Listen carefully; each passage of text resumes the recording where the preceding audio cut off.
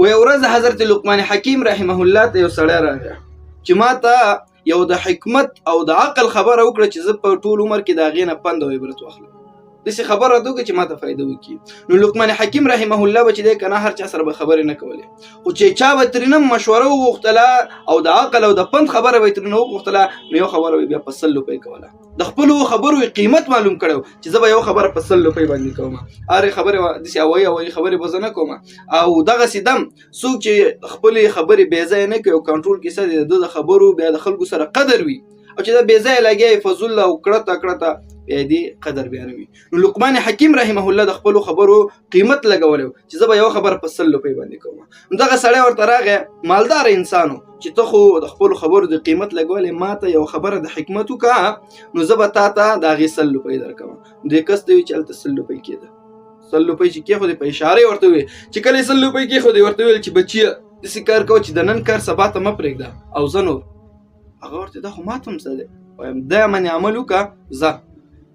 سړی ډېر زیات خفه شو چې ته په دې یوه خبر باندې چې د نن کار سبا ته مه پرېږده، نو خبره وه دومره وړه خبره، خو بس سړی ډېر زیات خفه شو چې دومره دغه د خپلو خبرو قیمت لګولی دی او ما ته یې معمولي شان خبره وکړي چې د نن کار سبا ته مه پرېږده.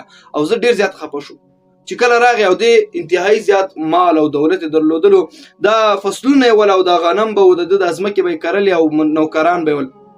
چې خپل ځای ته راغی نو ګوري دا خلک به دې پټي کې لګیا دي او کار کوي او انتهایی زیات ستړي شول، د سهار نه واخله تر ماښام پورې لګیا دي. خو چې کله ښه ستړي شول د ماښامي کې راغلل، د خپل مالک ته وایي د دې سهاره کې چې لقمان حکیم صاحب ته ورغلی نو هغه ته وایي چې نو موږ به داسې کار وکړو چې دا څه کار پاتې شو دا به سبا ته وکړو. نو ټول دغه چې څومره دا غنم چې و که نه هغه مو یو طرف ته کړل او بوس مو بل طرف ته کړل، خو دومره مو نه دي کړي چې په هغه کوم ګودام ورته جوړ کړی په هغې کې مو نه دي ښي، دا به سبا ته کېدو. دغه سړی ورته وایي چې تاسو خبر یې وایي نه، وایي په دغه خبره باندې مې نن 100 روپۍ ورکړه، پخوا خو 100 روپۍ ډېر شی و، دا 100 روپۍ به چې چا سره و هغه به د هغه وخت مالدار انسان.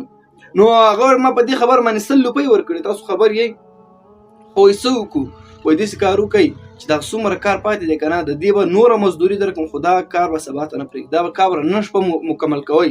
بس هغه سړی چې دی که نه بیا په لګیا شول، هغه کار چې دی که نه څومره فصلونه دغه څومره چې وړه دغه غنم چې و دا یو طرف ته کېښودل په ګودامونو کې، او دا چې څومره واښه و دا یې بل طرف ته په ګودامونو کې کېښودل. خو چې څه یو ساعت 2 ساعته 3 ساعته تېرېدل ټول کار خلاص شو.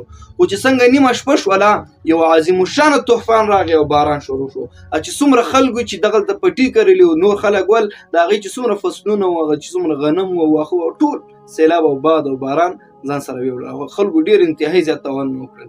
نو دغه انسان چې دی که نه کله چې سهار ته راجګ شو دغه غنم هم محفوظ ول، دغه واښه هم محفوظ ټول ځان سره په خپل ځای کې پراته ول.